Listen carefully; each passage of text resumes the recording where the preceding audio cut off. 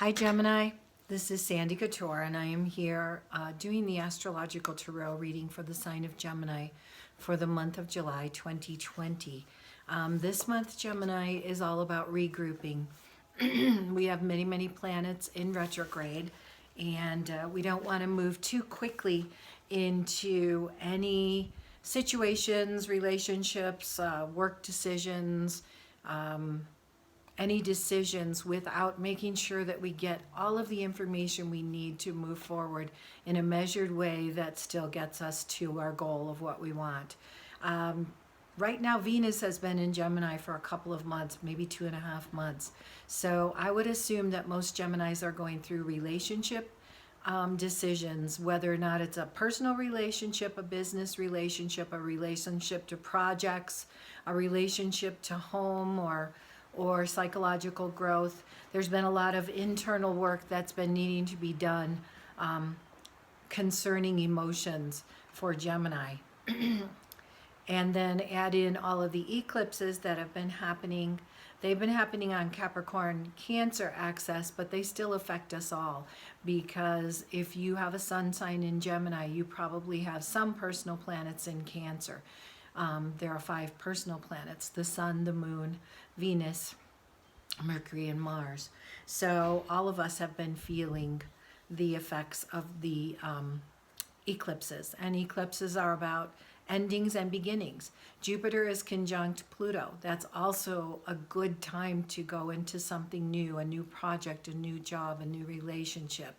And so, you know, it's time to do it, but at the same time, do it in a soft, measured way. Get the information, which normally isn't a problem for Gemini. So the first card that I pulled for you is the Four of Swords. Swords is a mental card. It's all about thinking, intellect. But the thing about Gemini is all intellect. They're very much in their head, gathering information before taking action. But it seems as though the advice for you with this card is to get your information and then meditate on it. Rest with the information you get before you make any decisions as far as moving forward into projects. The surprise or challenge card, which is a surprise card, is the Three of Pentacles. 3 is a completion number. Body, mind, spirit, Father, Son, Holy Ghost. Pentacles are about money. So it seems as though wherever you've been, right now you're in a really good place financially. You know, that doesn't mean to let that part of your life slack, but know that you have your financial needs met at this particular time.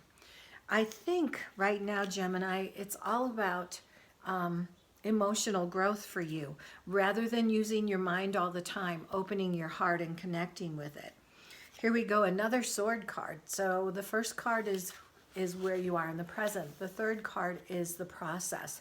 And this is the Seven of Swords. And the Seven of Swords is about making sure you have all the information before you move forward. Like, why is this guy leaving 2 swords behind? Is it a good idea or a bad idea? Can somebody pick up those swords and come after him? So it's time for you to gather all the information and don't discount any of it, but also open your heart, because your heart is really where it is, and the intuition is where it is for you this month. And it has been for the last couple of months. So the outcome card is the Temperance card. And the Temperance card is about balance.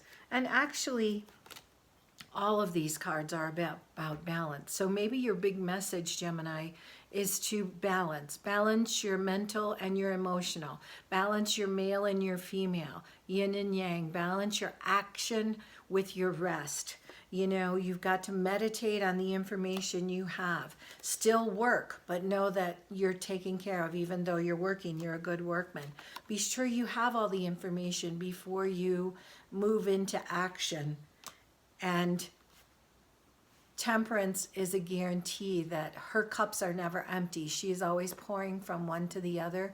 It's balance, but it's always a never-ending supply of spiritual love coming your way, and wisdom and calmness. So I hope that was good for you, Geminis. And thank you for listening, and I will be back next month. Bye now.